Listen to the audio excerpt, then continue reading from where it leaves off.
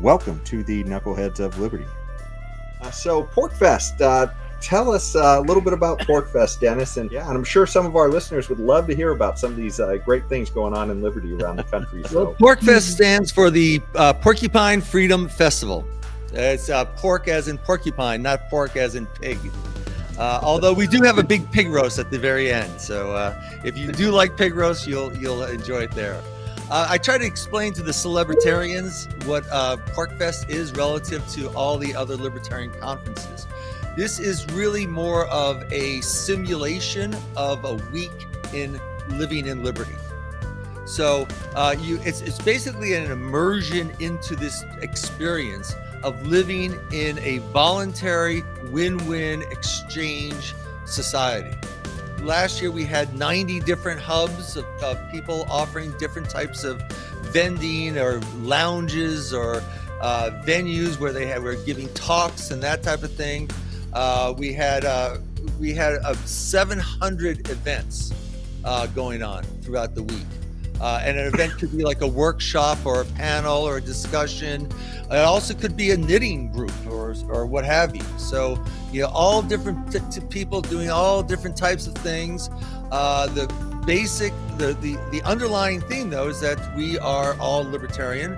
We're there for the Free State Project. The Free State Project is this attempt to actually create a freed society in one place in the world, in a small state of New Hampshire. And so about 19 years ago, we had our first PORCFEST. It was called Escape to New Hampshire.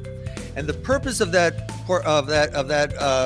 festival was to convince the people who were trying to vote for which state would be the free state, which state they would choose to try to start up the free state, that they would choose us. And so what we did was we had this gigantic party out in the mountains of New Hampshire, the North New Hampshire, and invited everybody who's going to vote. Said, come on out here, see what New Hampshire's like, and then vote. And that was one of several reasons why New Hampshire won. But we are the longest continuous freedom festival in the world. We won that last year, or 2 years ago. Was it 2 years ago? When everyone shut down for COVID. This is the free state. We don't shut down for COVID. So everyone else was locked up, and we were having our PORCFEST right there. So we're now 19 years, and next year will be our double X, our 20th anniversary. Well, yeah, that's pretty interesting. And also, too, with the whole COVID thing, I know, even Freedom Fest, because they were set to go in Las Vegas, they got shut down. And that's part of the reason they went to South Dakota the following year. So, yeah, it's great that you guys were able to keep the tradition going. Well, I think a lot of people... But I'm sorry, but that raises a question, though. How did you all handle COVID then? I mean, I know the state of New Hampshire did have restrictions and all that kind of... How did you all handle that? We weren't supposed to have it. So we told them that we were going to have it, and then we invited the governor to come and and speak at it. We had a thing of enter at your own risk, and do take care of yourself.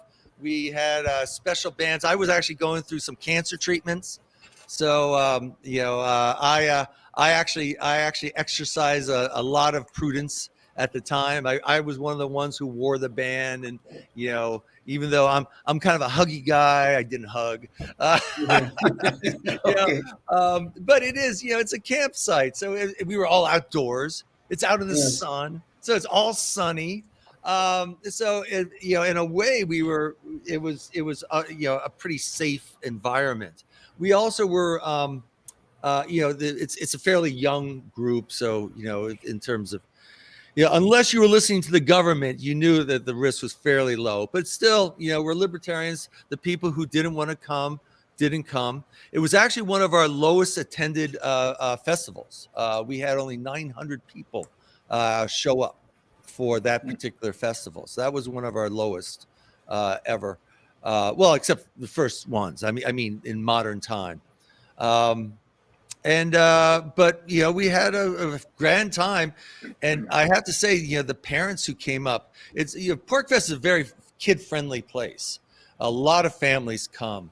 And I always say that the people who have the most fun at PORCFEST are the preteens. So they're like the 10-year-old to 14-year-old group. These kids, especially where they were coming from, we're trying to get people from the authoritarian 49 to come. Okay. So they're locked down. Now they come to PORCFEST and they're free. They're running all over this gigantic campground, and they are so entrepreneurial. And there's all these opportunities for them to make money.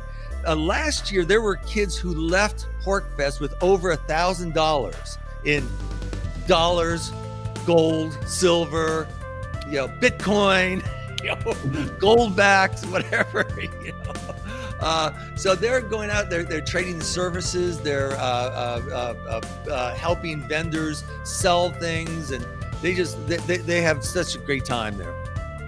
So you said your last year event during COVID, of course, was attended by about 900. So in a normal year, quote unquote normal year, what is a normal attendance? Well, that's a good question.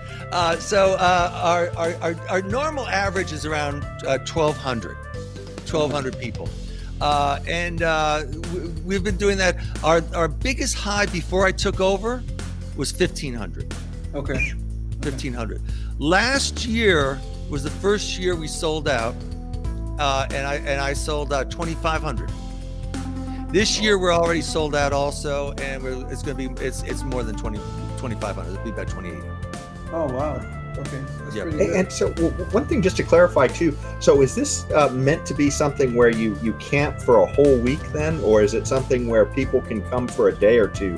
Is that sort of the way it works? Well, no, it's an immersion. It's an immersion experience. So you come for the week. The people will still, the tickets aren't all that expensive, so the people will come for a day. There's so much going on, so much excitement, so much fun that you come for a day, and it's well worth the money for a day. But it's this experience of living in liberty. We spend our lives living in authoritarianism all the time. And so what would it feel like if you lived in liberty? Now, it's interesting. The longer the Free State Project has been going on, and we're actually accelerating, we're getting more of a feeling of liberty living in New Hampshire, because we're just, we're pushing back on the laws and all that type of stuff. So at some point, and I hope it's going to be soon, it's going to be PORCFEST 365 here in New Hampshire. So, you won't have to go to a festival to go into this simulation immersion program to find out what would it be like? How would I feel? Would I feel different? I mean, let me. The first time I heard about PORCFEST was one of my. He's one of my ex-socialist friends, or one of my socialist friends. Life, liberty, and the pursuit of happiness, always and forever.